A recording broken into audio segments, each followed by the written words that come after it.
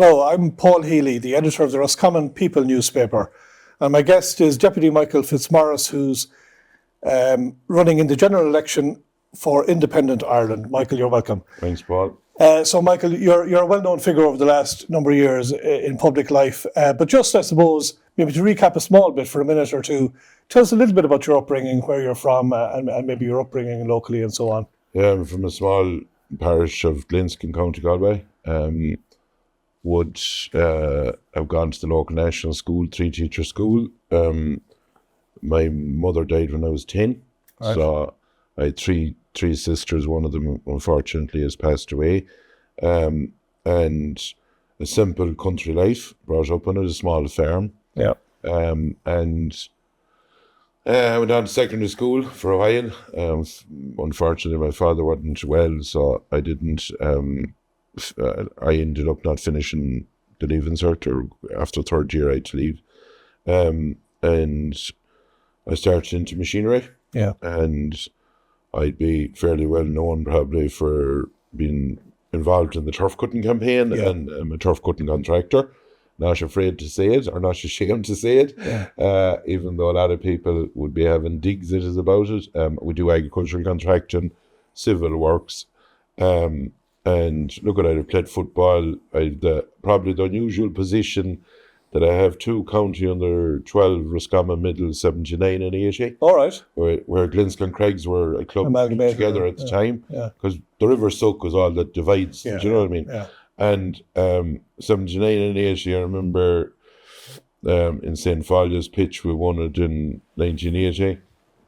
And 79 were down at the back, near beside the castle, in the old pitch that flooded here in Roscommon. The lock. Yeah, one time ago. That's where we won it in 79. And then the clubs split up. But there was great footballers from, both clubs at the time. But I played a lot of football down through the years. I'd be a fairly big game man. And sort of probably got into politics by default, to be quite frank about it. Do you know what I mean? Yeah, because I was just thinking, you were probably about 45 when you got into politics. Yeah. I was wondering why you left it that late, but maybe it was the turf cutting issue that prompted it, was it? I don't come from a political family, being quite honest about it.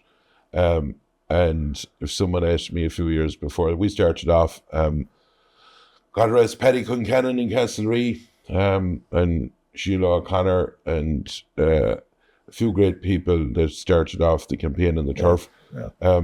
We were on the contracting side, got involved that way. First, basically, we felt we weren't being listened to, and we had to try and get a foot in the door. I was fortunate to be elected in the council. Then I went, and the good people of Roscommon South Leitrim elected me in October 2014, and look, at every time we ran, it has changed since. Yeah, because the constituencies keep moving. The South Leitrim went, and a part of Galway came in. Then the last time a bigger part of Galway came in, and now it's changed again, which will put me probably losing, I suppose, out of that 4,500 to 5,000 votes. So you're in the Dáil now, I think 10 years as of a couple of weeks ago, 1 by-election success and 2 general elections.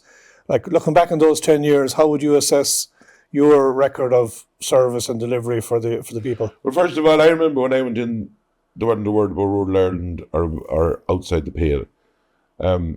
Within a year and a half, and look at you have to keep, I always believe you have to keep belting at the door to try and get it open. And there wasn't even a Department of Rural Affairs really at the time. If you look at the funding that's there now compared with then, and it took an awful lot of hard work. I'd be very much involved in the agricultural sector as well, in the business sector, and we would be, always making sure. I remember in 2016, the 50 million that was got, I actually was negotiating that. If you look at the likes of the sheep welfare scheme and schemes like that, where we'd be within negotiating stuff like that, trying to make it better for people, and also highlighting wrongs, like we've Lochfinching up the road. Yeah. And I flagged, before ever I was in politics, the dangers of the likes of the Habitats Directive, the unforeseen consequences. And you have to have someone that will basically try and sit down, have a look at even the bog situation. 2014 or 15, there was guards in every bog. There was planes flying over people's heads. Thanks be to God, we have that resolutions found to that. And you're only solving them by sitting down with people and trying to work it out. Right. And before we get on to some of the issues in this campaign, there was a lot of speculation in the last few months. I know this is a bit irrelevant now and all, but about what constituency you might run in. And even some speculation over the years that you mightn't run at all. I mean, what was your thought process there? And how come you left it so late? Well, I'll explain it very clearly to you. First of all, as you've rightly pointed out, Paul, a year ago I had said, if independence needs, in my opinion, to be cohesive together. And you can't have 40 people thinking 40 different ways. And the facts are, and you learn every day. Like, I'm not going to say I know everything or never will, because you learn every day. If you watch what happened in 2020, I remember the night Marion Harker, Michael McNamara, and myself, Simon Coveney, who I got on with very well. He brought us into one of the rooms there in government buildings. It was actually the night they got the words that the COVID was coming to Europe. I'll always remember that. Right. And he said, look, good guys, he says, I have a great time for you, but he says, the facts are we need 12. That's it. And he says, we're going to get the Greens in. And at the time, I actually didn't believe him, because the Greens were a bit all over the place at the time, but he was actually right. Okay? So what I learned out of that, Paul, was that unless you have a group together that has policies, that has clear vision and has clear policies, you won't be part of, unless, right, the ball could hop that they want one or two. But with the way politics seems to be going at the moment, and actually now with the new Dáil, there'll be 14 seats extra, the possibility of a gap of, or a number of people between 8, it could be 15, you don't know. You have to put yourself in a position to try and be in government. And that's the reason a year ago. So then there was huge speculation. First of all, I saw the media quoting that I was running for Europe, which I never was running, because thankfully we got Kieran Malooly, and this is building a team together. We got Kieran Malooly in Europe, and in fairness to Kieran, and look, he took stick at the time, and so did we.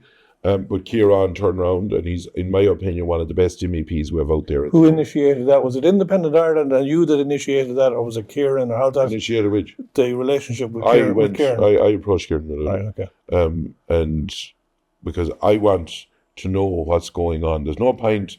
I'm involved in the Egg Committee. I'm very involved in the Egg Committee, and politics goes out the window in the likes of the Egg Committee, where you have people in it that, the likes of Jackie Cahill, which will be a huge loss to agriculture. Right. Jackie is going now. And he's a different party to me. But I've respect for the man. And we had Paul Daly and we had Tim Lumber. We got on well as a unit together, because we're all from bread and butter, as the man says, we're all working on the land. Still working on the land. And I said to myself, what was happening was comms had come in and directors had come in. We wouldn't have a bull's clue about them, because we wouldn't have got the message from what was happening in Europe. And we needed that link there to do that. So then, as you said, the speculation about Roscommon Galway, I never commented and at the time. And if Michael Fitzmaurice wanted, I'd be fairly well known in East Galway. But I sat down with my team, and 10 years ago we set out on a journey, right? And there's been ups and downs through that journey. But we have always been together. And when the people of Leitrim, South Leitrim and Roscommon, and I still always go down to Leitrim, do you know what I mean? This isn't, Michael Fitzmaurice isn't, my parish or my corner. I do appeals for farmers in Sligo, Cavan, Roscommon, Longford, Galway, Mayo. I'm not the person that, if I can help a person, I try and help them. There's no boundary to me, in my opinion. And we said that those people were good to me for the last 10 years. And it might be easier to take the simpler option of going to East Galway for me. But I'd rather be always held and remembered that a person stood by their people than be called something different.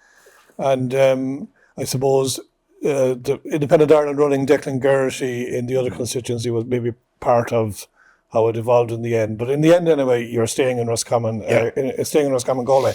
And just on Independent Ireland, I mean, you don't still claim to be an independent, do you? Would you now say that you're we're a part of a party? Yeah, you're part of a party. And I'm going to be very clear on this as well.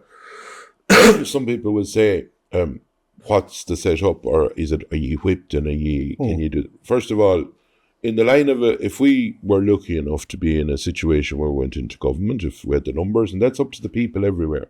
I want people to understand this, that in the line of a programme for government, you will be whipped.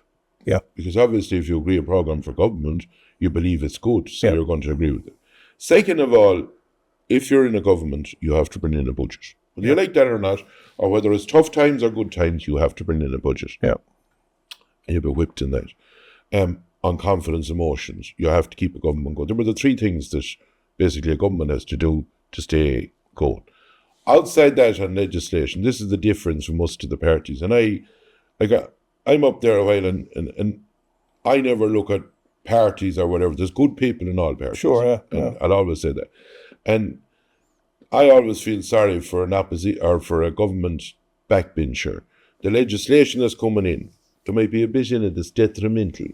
Not every bit of legislation suits Dublin and rural Ireland or vice versa.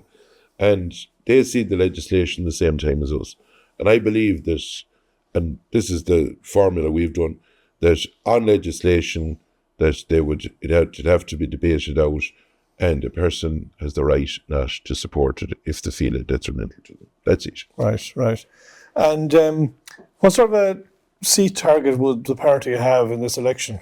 Look at, I believe that we'll be running about 25, maybe 26 by Friday. And being realistic, there's no, I don't build castles in the sky. If we got 8 to 10, I'd call it a great day out. Because there's a lot of people going out for their first time, and we haven't the machine. We've 2 voluntary people keeping it going behind. Right. We have and the likes of the 3 of ourselves as TDs, and Kieran Maloney is help, but we haven't the machine of what the big crowds has. Yeah. And what you have to do is look at, as I always say at Anton, you have to crawl before you walk. And what about the labelling of the party, or the sort of perception it's a right-wing party, a conservative party? I mean, you talk a lot about common sense and all. How would you describe the party and your approach? Well, I'll put it this way. I remember 6 months ago, Paul, standing up in the door, and I was being called everything, right? Or 7 months ago, to be maybe a bit longer, 8 months ago. And I remember talking about that if someone is coming into this country, first of all, I want to be clear on this, that we need people in this country to work. Yeah. We need them through a visa system. That's the first thing. We need to speed that visa system. But when Michael Fitzmaurice stood up 8 or 9 months ago and said that someone coming in without a passport, not knowing where they're from or whatever, we need to clamp down on this, and it cannot be tolerated, I was called everything, obviously. I've also seen, unfortunately, in a lot of the towns around the country where there hasn't been the working spirit or the partnership of working with local communities. And in my opinion, on the likes of the immigration has been done totally arseways. I believe that local communities and everywhere around here, because you must go back, and I'm the person, along with other people in Independent Ireland, that when people needed houses for Ukraine, we went out and we helped in it. Yeah. Where I remember the great people above in Newbridge, where they opened the school, and everyone worked with that. Dunaman, another one. But when you have a situation, there was an opportunity for a government to say to local communities, if there's a building there now, and if you as a community do it up, we'll give you the funding to buy it, do it up. No free dinners, we'll pay, but we work with you to see who suits you in your area. And that was never done, and it has caused problems. Then, when Michael Fitzmaurice said things like that, well, then you're called a right wing. I believe that if you look at our policy document, everyone has moved to where we stood 7 or 8 months ago. Right. So now us all must be called that. Right. So really, it's about how it's handled. The principle of immigration, you're fine with as long as there's a reality here. We're not going to put in a border in Northern Ireland because we had trouble, unfortunately, long enough, and enough people lost their lives. Yeah. The reality of it is Ireland has signed up to certain things. But you cannot have someone hanging around for 2, 3, 4, 5 and 6 years not processed one way or the other. There is genuine immigrants and there is economic migrants, right? Right. And we need to make sure, I'll give you the stat. The fact, we've done the figures up, on the 340 people that we have said needs to be brought into it, what we're paying private providers for 1 week would cover all them staff. Right. That's the facts. Right. And we have brought in a safe country. If you come from a safe country, this is our immigration policy. If you come from a safe country, you are processed within 30 days. Right. You have the option then, and everyone has, and there's no point in we cotton ourselves, because Ireland has now signed up to the EU immigration the law, the Migration Pact, and I oppose that because I think that we're taking sovereignty away from ourselves. But in the line of the other, that we have the court system as well, that you're gone from beginning to end, one way or the other, within 6 months. Right. And if the outcome is that you're to go out of the country, it wouldn't be a thing that you just say rock off whenever you can, because unfortunately at the moment, we have, last night even on a debate, you'd have heard that we don't know where there's 1,000 people at the moment that got deportation orders. We don't know whether they're gone or not gone. That's not a great way to be. It sounds pretty chaotic. Well, look, it needs tightening up. We're very looser. And then if you're from an unsafe country, we had said that 60 days to make sure that you do due diligence and research, and then a decision is made, because we cannot keep going on having 2, 3, 4, 5, 6, 7 years. And then on the other side, Paul, we are trying to get people in through the visa system for the healthcare. There's doctors coming in here. And we could have a doctor that had been 8 or 9 months trying to bring their wife into this country, which in all fairness they'd be entitled to if they're working in a community helping sick people, and it not processed. So we have to make sure that we tighten up on it, that we're getting stricter on it, but always give fair play. And we see in Ballahadreen and Athlone, like, it's continuing, there's tensions rising. I mean, it's a powder keg, isn't it? And isn't it a concern here locally that unless we get our house in order on this front, social disorder is a real possibility? Correct. And like, sometimes when you mention that, they'll say you're an anarchist or you're trying to cause trouble. We know the rural areas and the small towns. You cannot push, if there's 50 people in a town, you cannot put 50 more in beside them, because the balance goes wrong. Yeah. And if you look at their first documents, it was 5% was always what was aimed for. Have a look at Ballahadreen. Have a look at, tense situations at times. Have a look at Athlone, for example, where, like, you have a creche, you have a school, and you have the Department of Education. And the small towns, you see, the handling of this, in my opinion, is wrong. While Athlone might be a state one, private providers are making millions on the backs of this. And if we had a vision of where we were going with all the buildings that was around the country and got community involved, because what communities do around this country is unbelievable, you would end up with a building paid for and a huge amount of money coming into the area if the community itself was deciding on what they want. Yeah, and of course another factor has been that hotels have been utilised, and that's obviously not tourism affected. Tourism and so on. Because like, with the best will in the world, if you have someone that's staying in a place that's getting €38, there's a fair difference between that and a Yank coming in and spending a couple of weeks, because they'd have a good few quid to spend, and they might go down to the local coffee shop. And here's the knock-on effects. Have a look at the 700 small businesses that has closed over the last 78 months, because that's part of it, and inflation is part of it. Yeah, well, I wanted to move on then to rural Ireland, and I know it's a huge issue, and I know there's no magic wand, but we see SMEs closing and under pressure. We see closure of pubs, shops, post offices, banks. I mean, you've really concentrated on this in the last few years. Do you hold out much hope for reversing any of this decline, or what's your overview of the medium to long-term future of rural Ireland in light of all that's happening? I do hold out hope, because I wouldn't in politics if I didn't hold out hope. But the trend is all negative, I get is it? deflated at times when you hear a junior minister for agriculture on the Claire Burden show with me stating in the future of farming that Leinster and Munster basically would be youngsters would be going mad for it. And it's there, it's not me saying it, it's there by the person themselves. But that the west of Ireland was a different place. Well, that doesn't give you hope. In my opinion, there's a lot of communities, Paul, has done Trojan work. I remember, let's go back to 2010 when the crash was on and there was a heap of places closed. And I've seen towns like Williamstown drive through it today. Look at the number of people that's working in it. It's a different town. But you know what? It was private people that done that themselves. And yes, once we got the likes of the rural grants, once we got that rural department about a year and a half after I'd been in there and keep banging at the door to get funding for painting a village or doing different community projects, it has lifted it. And in my belief, at the moment, right, let's look at it another way.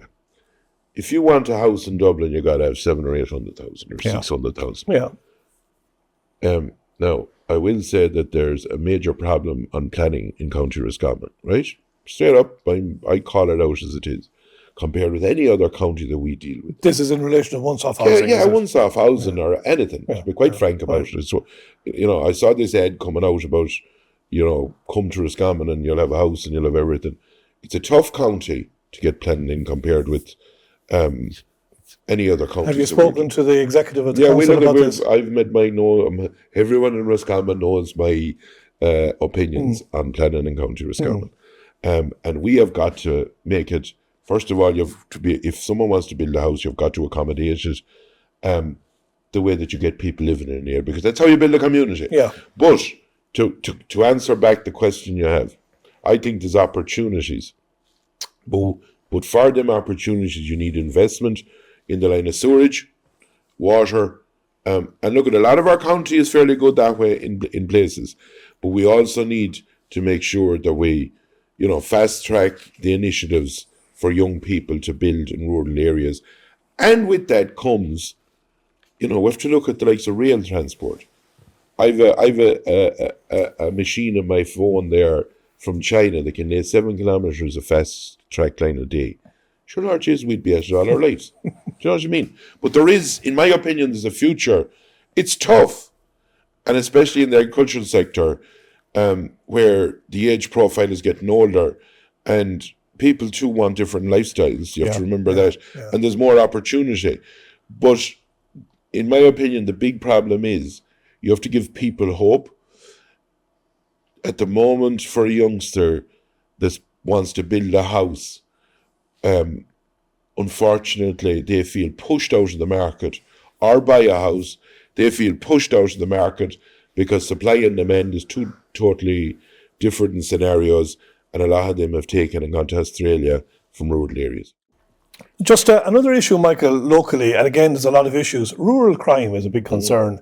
Again, people are unhappy about Garda stations closing and so on. And maybe on a more national level, there's a sense that there's very little respect now for the Garda, maybe leniency on the part of courts and so on. But specifically in relation to towns and villages here, we are under siege. Well, maybe under siege is putting it a bit strong. But there has been a litany of break-ins and people are worried. What's your view on that? First of all, you're correct in what you're saying, first of all. And rural crime has gone up and up. And there seems to be everywhere. Every time you look at an app, this blue BMW seems to be flying around everywhere, right? We have a fair, tough policy on crime, to be quite frank about it. The first thing is, for all frontline workers, because if you want people in jobs, you've got to give the incentives. We have the same as the HAP system, €600 for frontline workers to help them with their accommodation. Because if we don't do that, we ain't going to have them. And that's from once you come out of college to the year of 30 years. And after that, you should be strong enough to be able to paddle your own canoe. Right. That's the first thing. And that's for all frontline workers to help them, because we are, in Garda numbers, we are in serious trouble. And Paul, remember this today and look back in 5 years' time. The tsunami that we will have in Gardaí retiring over the next 5 years, if you go back to when they started, is a serious amount of Gardaí. So you have got to make it attractive to fill the numbers. On top of that, we have got to have more prison spaces, Right. because the prisons are chock-a-block. And, in my opinion, more longer sentencing and tougher sentencing. But I want to be clear on this as well. You know, people have said these people are getting free legal aid. I've looked into that to see if there any way of stopping it, and there isn't, because you know what? They'll get off for not getting justice or getting the justice system served to them. But there's only one way, in my opinion: more numbers. If you look right round about, and the only way you'll get more numbers is make it more attractive. On top of that, I don't believe in this thing of 2 years stuck within, I know there's sometimes out within the college. Why don't we look at a Garda apprenticeship type system where they learn as they're working? Right. And if you do things like that, and the other thing that's I just can never fathom, and it needs changing, is why isn't West of Ireland Gardaí, when they're qualified, sent to the West? I'm damn sure there's plenty in Dublin that goes for the Guards from Dublin. And if you bring people nearer to their homes, it's more affordable and more workable and more attractive is the big thing. And on top of that, you are right that there isn't the respect nowadays, which is that's society. Yeah. And that's the bringing up of someone. There isn't the respect for Gardaí that there was. And the other thing I will say is, that's happening in this county and every county, and there is epidemics of it. One time ago we said Dublin and Galway and Limerick, and sure, that was from a distance. There is a cocaine epidemic nearly in every village around at the moment. Yeah, and is there enough being done to tackle that, or what can be done? There's damn all being done, because you haven't the numbers to go handling it. But also, what are we doing as ordinary people? Everyone who is here is someone that's supposed to be either selling or taking. And what do? We shut up. What should we do? Well, I think it's coming to the stage if we know someone that's pushing drugs or selling drugs. Because remember, some of these mental health problems, on top of that, there are parents being approached by people at night that there's debts involved. And those poor people that are working all their lives are put into a precarious situation, paying debts for youngsters, and there isn't either the backup for people that has addiction problems. It's a huge problem. All right. Just one or two other, I suppose, issues or policy issues. Just on the cost of living, Michael, which is a concern for people. I mean, Independent Ireland has proposed a number of things: tax changes, abolishing USC and PRSI for pension age workers. Yeah. Keeping VAT low for hospitality and so on, freezing green taxes. I mean, has all of this been costed? Is all of this viable? I think first of all, it's internally costed and it's gone to an external costing. We have, and people would say, where do you pay for a lot of that? Do you know what? It wouldn't end up costing 1 penny, for the simple reason we have looked at waste in this country. And the waste in all departments would make you sick. Right. We have 110 billion, I think, in total of a budget. And actually, we're very conservative, because if you look at what we've there, it's about 4.7 or 4.8% of a saving when you talk about 5.4 billion out of the total thing. In my opinion, there are some departments that could be up to 20-30% waste. And we are gone as a country, like someone that never had a pound and they won the lotto and they think they're never going to run out of it. And the same thing is happening in all departments at the moment. And what we have proposed is a complete new oversight department from the private sector watching over what's going on. Because if we keep letting this run out of control, the problem for people is we can keep throwing money at stuff, but we're not going to get any results. Okay, and on farming, and you've always been very strong on farming, and you've also been targeted by people who would say that your views on climate change are unrealistic. I see Independent Ireland is saying that you'll continue to promote farming and fisheries, the industries. Is that even at the expense of our national approach to climate change? And if so, is that not irresponsible, or what's your position there? You don't have to do it at the expense of anything, for the simple reason. Right, I'll give you the analogy, Paul. If you come this minute and put diesel or petrol in your car, you here using it is the person that's putting up the emissions, right?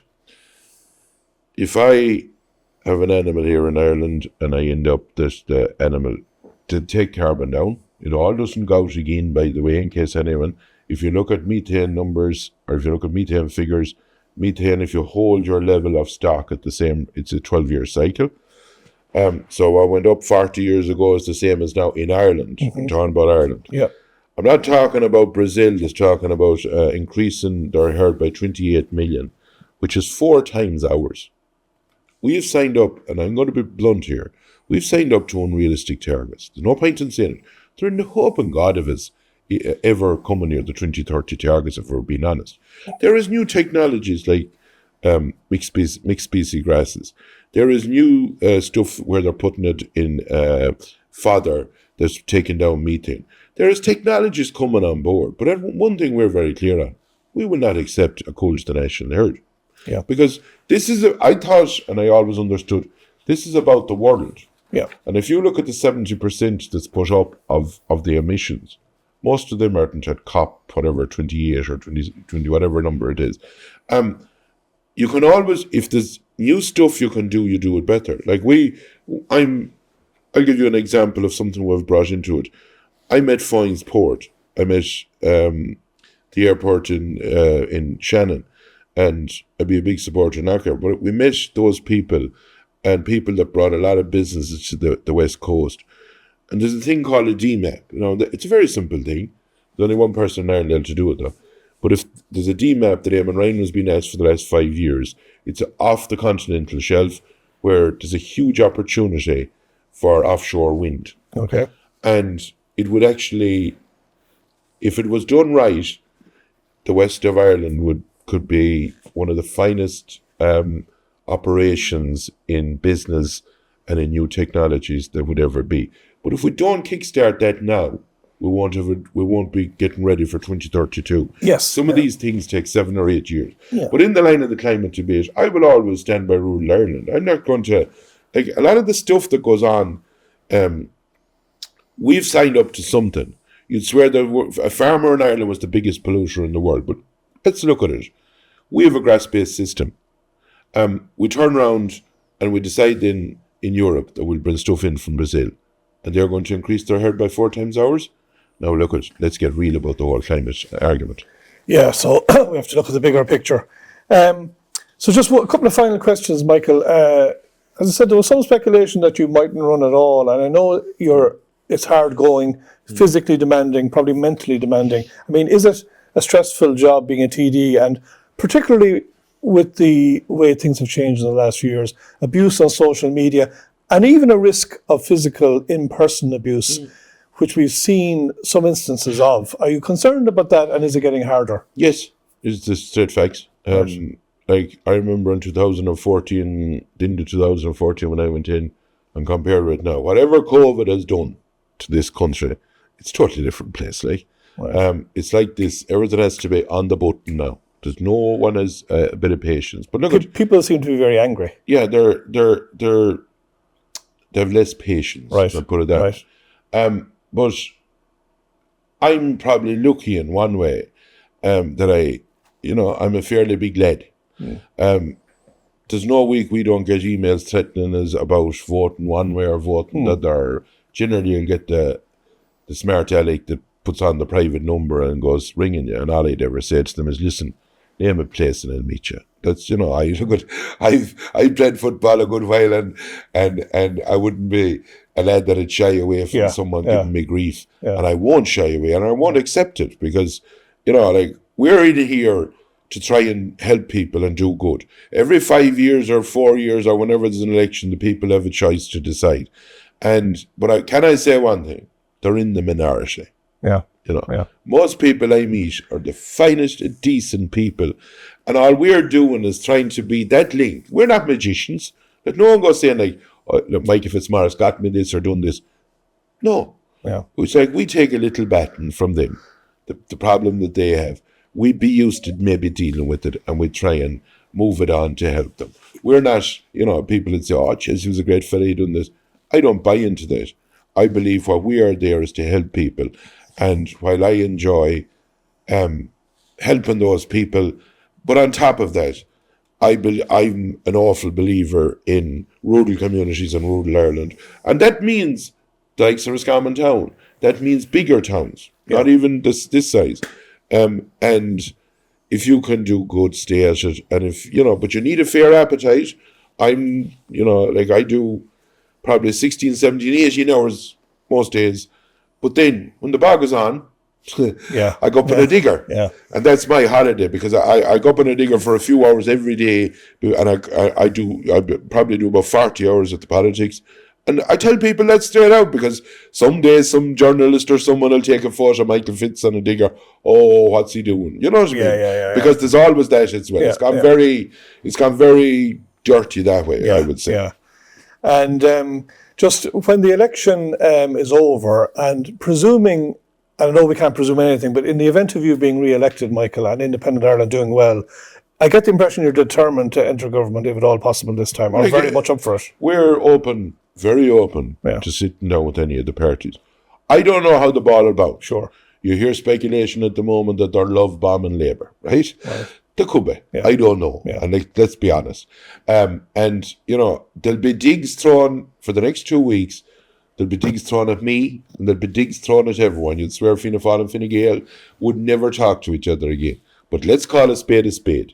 This is a numbers game. That's what it's down to. And at the end of the day, it's how you put the numbers together to have a stable government. And if you're in with the shout of having the numbers that way, like the Greens were the last time. Yeah. And I don't agree with the Green policy, but I'll tell you one thing. I think we know that. They got a lot of stuff through for them. Yeah. Do you understand me? You have to recognise it and be fair. And if we're in that and asked to go to the table, we'll go to the table. But we will be making sure that we won't say one thing today but to be honest about it, Paul, on immigration, where we were supposed to be right-wing 6 months ago, all the parties are nearly landed to us, right? So they're in the hair's breadth now between a lot of it. If you look at yesterday, Michael Fitzmaurice had a document out on suckler cows, 300.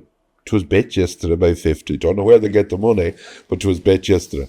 And if they honour the likes of the carers, we have said we will scrap. Because we have to think of people, and it's one thing I think is important in any interview, to talk about people that are vulnerable with disabilities, mental health, autism and all of that, because I had fought over the last 6 months, probably one of the toughest cases ever I fought for a young lad. And thank God it's been resolved now. Good. But, but the good is, the only problem is that there's probably 20 more people right around this country that hasn't been helped. Why are we letting that happen in a wealthy society? Because we seem to have forgot about vulnerable people. Right. And I think that as a country we should be ashamed of ourselves what we're doing. An assessment for a child with autism has taken 2 years at least. Right. Why don't our solution to that is, right, if you don't have to do it yourselves, we pay the private sector and let them do it for it. Right. That's it. Right. Because we have to get the answer. And we have to put in the resources. You'd be very shameful of the way people with autism is treated. And I think the day will come, and I've said this a few years ago, I think the day is going to come that a Taoiseach will stand up in the Dáil when you remember them going back on the other things and apologise for the way they've been treated down through the years. Yeah, it must be putting immense pressure on families. Look at it. I've seen it firsthand.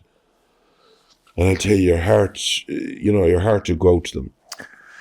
Michael, if Independent Ireland are up for coalition talks after the election, if the figures fall the right way, you will be very much in the line for a ministry. Is that something that you're ambitious to see happening? And if so, what ministry would you like, hypothetically? First of all, the first thing you have to have is you get the things you believe in. Right. And yes, we are up for it, right? I don't deny that at all. Yes, we're up for it. The first thing you do is get your documents in. I always say, you ministers or junior ministers or any of that crack, you park that down the road until you have your stuff in. Because no point meeting people and saying to them, well, I believe this, this, and this, and next thing you do the opposite. That's the first part of it. The second part, if it ended up that a person got the offer of a ministry, well, obviously, I'd say anyone would know that to be either agriculture or rural affairs. Yeah. That'd be where I would have. Look, I'm a man of the soil. I've grown up since knee high on a farm, and I'd have huge passion and respect for them. Okay, and have you a preference for Taoiseach at this point between Simon Coveney, Micheál Martin and Mary Lou MacDonald? The Simon Coveney definitely won't be there. I should say Simon Harris. Simon Harris or Micheál Martin. Listen, it doesn't matter. The facts are, if we're to believe the polls, and let's be honest with people, that Fine Gael and Fianna Fáil would be the two major parties the next time. Right? Yeah. That's what it's looking like at the moment. The preference I have is that we would, if we were part of that we would have our red line issues included, and it didn't really matter. I'm not into who's what or what's who. That doesn't matter. So it's about getting red line. It's about red line issues, getting our policies into the program for government, and then you'd welcome a ministry in rural affairs or agriculture. Yeah, and look, it isn't I forget about all of these things about ministers. You could be the person that had been negotiating all behind the scenes. Do you know what I mean? Right. Okay. Sometimes you look at, but I'll tell you one thing. What we need though is, we need people that make decisions in the agricultural sector at the moment. You know, our biggest problem is that we don't know. Every week something different comes out in a regulation or something different comes out for farmers. And when you have that type of a situation, you won't have people investing, and you won't have people speculating. And we need to make sure that whatever we're going to do for 5 years, that we say, this is it now, and we won't be ringing you or talking to you or putting stuff in the Farmers Journal or on the Roscommon People or any paper after that. This is what we're doing for the 5-year period. And then you bring confidence into something, because the lack of confidence, remember, a good decision is a good decision, a bad decision is a bad decision, but no decision is the worst thing that can happen. And I think that needs, but on top of that, one thing that we need to be, regardless of whether we're in or whoever is in, is the waste that's going on needs to be curtailed, because to do an awful lot of good in other places, and we need strong ministers. You need people that won't be listening to their civil servants all the time and telling them, oh, sound. You need people that will question everything. Do you think society has become too liberal? What do you think of wokeism? Are you're very much... Yeah, I'm not a big admirer of wokeism. You're not, yeah. But straight up. Yeah. I think we're gone sort of for a while there. Anything goes. And look at, I believe that we also need to, Ireland is a heritage tradition. We're our own nation. Let's not be ashamed of that either. And how long do you expect or plan to stay in national politics or in politics? Well, sure, look at we'll see. It could be all finished in 2 weeks' time. If the people of Roscommon, Galway don't, if I don't get enough of votes, and I'd be the first to say I'd be under pressure this time, as you are well aware that I'm losing 4,500 votes, and I'd have other people, going beside me. But look at, I wish everyone well, first of all. Yeah. That's going in the election, for the simple reason, anyone that puts their head up, it's there for chopping off many a time. So I respect everyone that's in it. I wish everyone well, and look at, whatever happens. I'm 55 now. With the help of God, you don't know how you'll be when you're 60 or when you're 56, because it's all down to health, Paul. Yeah. And a final question, Michael. I know you do I know you do a good meatloaf impression. Apart from that, how do you relax? Or do you get an opportunity to relax? Don't really. I'd be probably, look what I do. I probably wake at 6 o'clock every morning, and I'll tell you how I relax. It's a funny thing some people say is this fella's off the head altogether. I love going out where there's cattle or going out just walking around. Or my relaxation in spring is enjoying nature, like at 6 o'clock in the morning, being above in the bog on a digger, and you'll hear the birds singing. And some people had said, "Jesus, is that fella for real?" I'm not a Lanzarote person or anything like that. I don't do holidays. I might go 1 or 2 days. That'd be it. But look at the hours. I work 7 days. That's the way I am, and I'm used to that. Before ever I was in politics, I was always 7 days rooting at something. Yeah, you still enjoy the bit of sport, of course. Oh yeah, I love look at hurling and football. I love it, and the rugby. Like if you look at the likes of Craig's, what they have done there in the rugby, and any sport for that matter, because like I believe, there's more sports out there, and even I was talking to a youngster the other day that said gymnastics. That's not you wouldn't hear of that 20 years ago around our area, and this person is going very well at it, and that's great to hear. Different types of sports, and I love all that. And look at it, I wouldn't be a pub person, never. I wouldn't be in pubs damn all.